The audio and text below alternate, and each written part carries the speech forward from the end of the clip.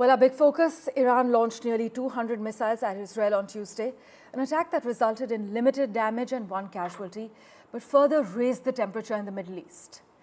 Israel intercepted many of the missiles, and Prime Minister Netanyahu said Iran made a mistake and will pay for it.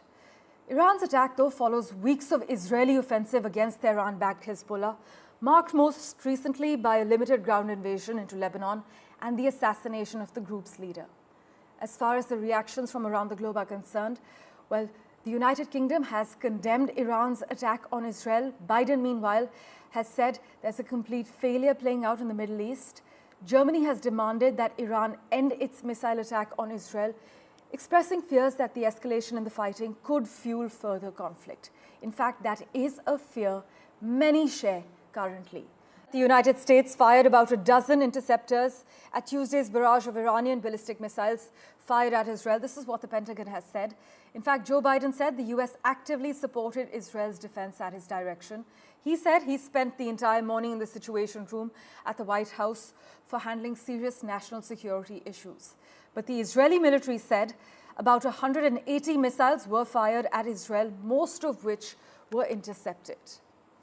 Well, for further clarity, we have with us Iran analyst Reza Khanzadeh joining us, who's also a Middle East expert. Thanks so much, Reza, for making time for us as always. At this point, is it undeniable that allies of Israel in Washington are advocating for a muscular response to the attacks and that the strike will serve to raise, not lower, the temperature in the Middle East as fears of a wider regional war mount? Thanks for having me. Yeah, I think your assessment is accurate. There are plenty of players and actors within Washington, D.C. that want to see an escalation between Israel and Iran. The amount of individuals or parties, if you will, that would rather see diplomacy play out and would rather see de-escalation play out, fare quite a same number, but they don't have the strength as their counterparts in DC does.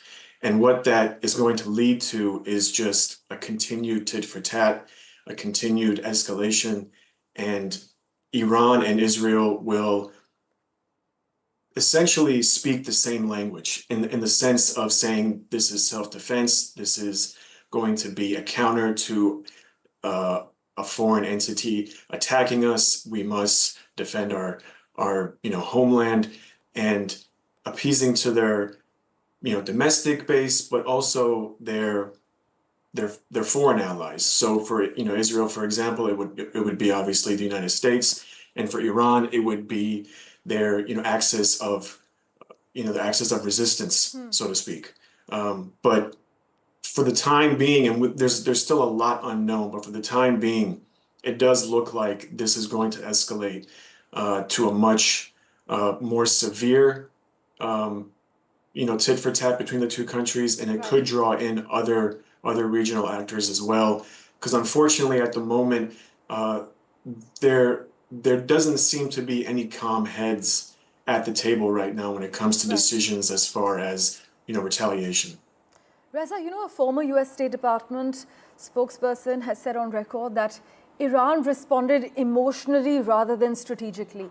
Do you agree, and can we now expect a muscular response from Israel within the next few days?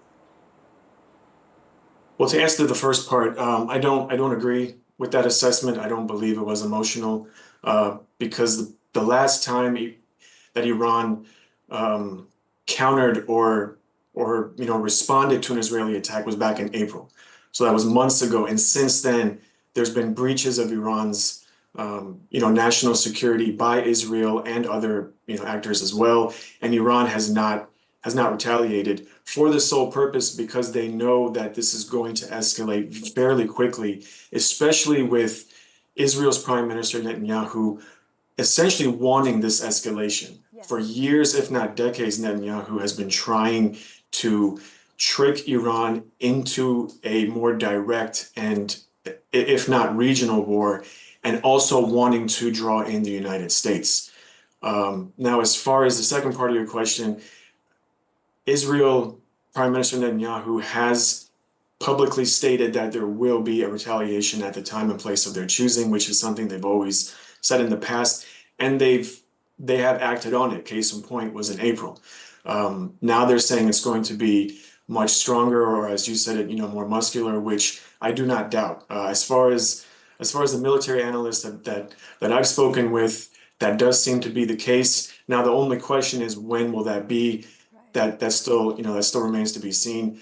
But like I said before, if and or when Israel does strike Iran, then Iran will have to respond, and then that's just going to be a continued back and forth between the two countries until it does escalate to a point of no return, unless by some miracle, really the only actor that can stop this is the United States, and that's by placing a bit more restrictions on Israel, because at this point, Israel, ever since October of 2023, Israel has had a blank check, and the United States, or in particular, Joe Biden, the president, Joe Biden has turned a blind eye to all the atrocities that Israel has done in Gaza, in the West Bank, and now as we look towards Lebanon. So really, it's up to the United States, Washington, D.C., and unfortunately, they're not going to do anything because they're in the middle of a presidential election season. But it is and factoring as a they huge don't. topic. In fact, even at the vice presidential debate, the opening topic was the Middle East. Meanwhile, analysts are warning that for Israel, this could be an opportunity to hit Iran in ways that it was never able to until now. But thank you so much, Reza, as always, for making time for us and joining us with your views.